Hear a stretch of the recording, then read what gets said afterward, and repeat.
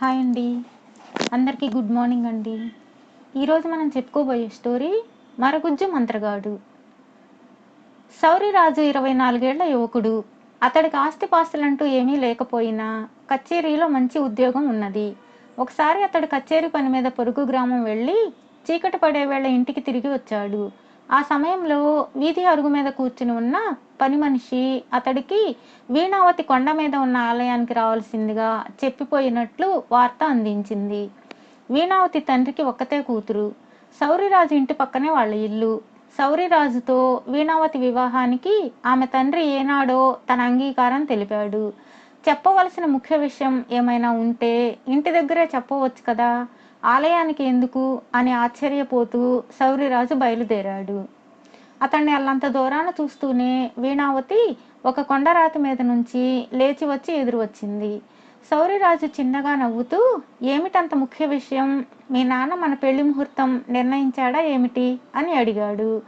వీణావతి పొర్లి వచ్చే దుఃఖాన్ని ఆపుకుంటూ, అవును, ఎల్లుండే ముహూర్తం. అయితే పెళ్లి కొడుకు మాత్రం నువ్వు కాదు అన్నది. సౌరిరాజు నిర్ఘాంతపోయి, అసలేం జరిగింది అని అడిగాడు. వీణావతి జరిగిందంతా అతడికి చెప్పింది.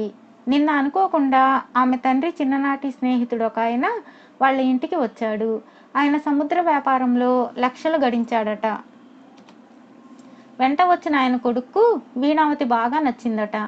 దగ్గరలో మంచి ముహూర్తం ఉన్నది గనుక అతడితో వీణావతి వివాహం జరిపిస్తానని తండ్రి తన స్నేహితుడికి మాట ఇచ్చాడు.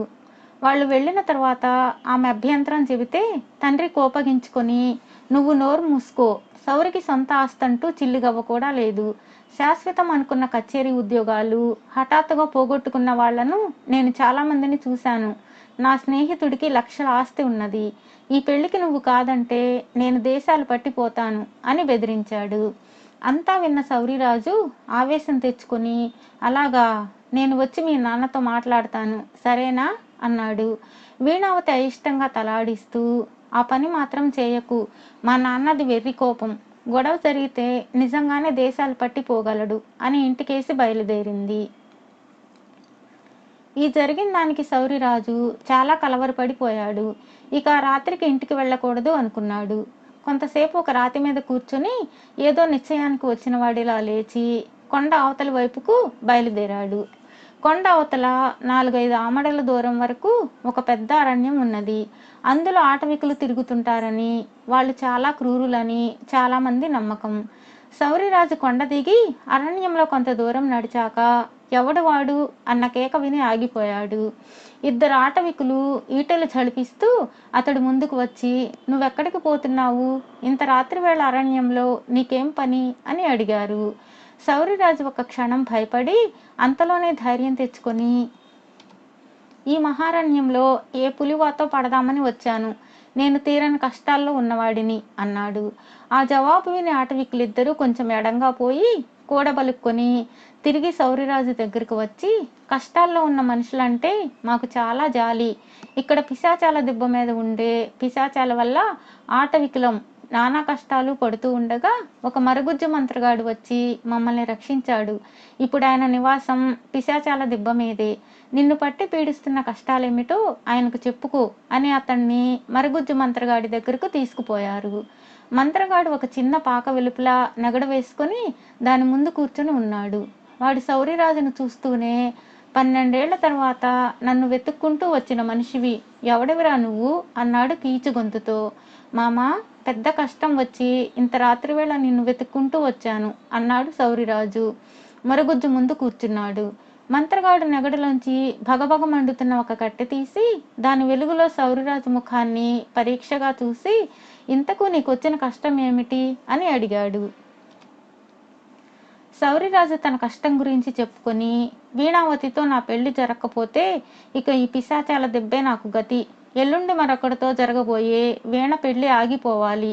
ఆవిడ తండ్రి నాతో తన కూతురు పెళ్లి జరిపించాలి.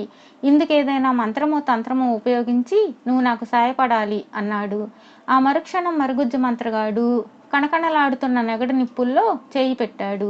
వెంటనే నీళ్లు పోసినట్లుగా నెగడ ఆరిపోయి అందులో నల్లటి బొగ్గులు బయటపడ్డాయి. మంత్రగాడు ఒక బొగ్గు తీసి నుదుటికి ఆనించుకొని ఏదో మంత్రం చదివి దాన్ని సౌరిరాజుకి ఇస్తూ, నువ్వు చేసుకోవాలనుకుంటున్న అమ్మాయిని ఈ బొగ్గును బెల్లం నమిలినట్టు నమిలి మింగమను అన్నాడు. సౌరిరాజు వాడిని ఏదో అడగబోయాడు. కానీ మంత్రగాడు లేచి తన పాకకేసిపోతూ అనవసర ప్రశ్నలు వేసి, నన్ను విసిగించకు, ఇక వెళ్ళరా అల్లుడు అన్నాడు. సౌరిరాజు ఆ బొగ్గు తీసుకుని ఇంటికి తిరిగి వచ్చాడు. తరువాత కొంతసేపటికి వీణావతి పడుకునే గది కిటికీ దగ్గరకు పోయి దాని రెక్క మీద చిన్నగా తట్టాడు. వీణావతి వెంటనే వచ్చి కిటికీ రెక్కలు తెరిచింది. అతడు చిన్న గొంతుతో, నన్నేమీ ప్రశ్నించక ఈ బొగ్గు నమిలి మింగు అని బొగ్గును ఆమెకు ఇచ్చాడు. వీణావతి సరే అన్నట్లు తల ఊపగానే సౌరిరాజు తృప్తిగా తన ఇంటికి వెళ్ళిపోయాడు. తెల్లవారాక వీణావతిని నిద్రలేపవచ్చిన అమ్మలక్కలు ఆమెను చూస్తూనే కెవ్వుమన్నారు. ఆమె పచ్చని పసుపు రంగు శరీర ఛాయ నల్లని బొగ్గు రంగులోకి మారి ఉన్నది. ఈ జరిగిన వింత క్షణాల మీద ఊరంతా తెలిసిపోయింది. మగపెళ్లి వారి ఈ వార్త విని వీళ్ళను చూడవచ్చి, ఇదేం చిత్రం, ఈ పిల్ల మాకొద్దు, ఇదేదో రంగులు మార్చే భూతం లక్షణంలా ఉంది అని వెళ్ళిపోయారు. వీణావతి తండ్రి నిరాశతో తలపట్టుకు కూర్చున్నాడు. ఇలా ఎందుకు జరిగిందో ఎంత ఆలోచించినా అతడికి అర్థం కాలేదు. ఎంత కట్నం డబ్బు వెదజల్లినా ఈ రూపుతో ఉన్న కూతురు పెళ్లి తను జన్మలో చేయలేడు. ఆయన కచేరీకి పోతున్న సౌరిరాజు నాపి, బాబు, నీకు వీణ అంటే ప్రాణంతో సమానమని నాకు తెలుసు. గిట్టని వాళ్ళెవరో దానికి చేతబడి చేశారు. రేపు ముహూర్తానికి అమ్మాయిని పెళ్ళాడి నా పరువు నిలబెట్టు అంటూ చేతులు పట్టుకున్నాడు. సౌరిరాజు వెంటనే, మీ ఇష్టం, నాకెలాంటి అభ్యంతరం లేదు అన్నాడు. ఆ మాటలు విన్న వీణావతి కళ్ళనీళ్లు పెట్టుకుని, సౌరి, నాలాంటి కురూపి నీకు తగదు అన్నది. సౌరిరాజు చిరునవ్వు నవ్వుతూ ఊరుకొని ఆ రాత్రి తిరిగి మరుగుజ్జు మంత్రగాడి దగ్గరకు వెళ్ళాడు. వాడు సౌరిరాజును చూడగానే, ఎరా అల్లుడు, మన పథకం పారింది కదా అన్నాడు ఉత్సాహంగా. పారకేం, ఆ పెళ్లి కొడుకు తరపు వాళ్ళు ఠారుమని పారిపోయారు. రేపే వీణతో నా పెళ్లి. నిన్నటి మంత్రపు బొగ్గుకు విరుగుడి ఇస్తే నీ ఆశీర్వాదం కూడా తీసుకుని వెళ్ళిపోతాను అన్నాడు సౌరిరాజు. విరుగుడేమిటి, అలాంటిదేమీ లేదు నా దగ్గర అన్నాడు మంత్రగాడు. సౌరిరాజు నిర్ఘాంతపోయి, అయితే వీణ ఎప్పటికీ అలా కారు నలుపు రంగుతోనే ఉండిపోవలసిందేనా అని అడిగాడు. ఆహా, అంతే మరి. అయినా ఆ పిల్ల అంటే నీకు చాలా ప్రేమ కదా.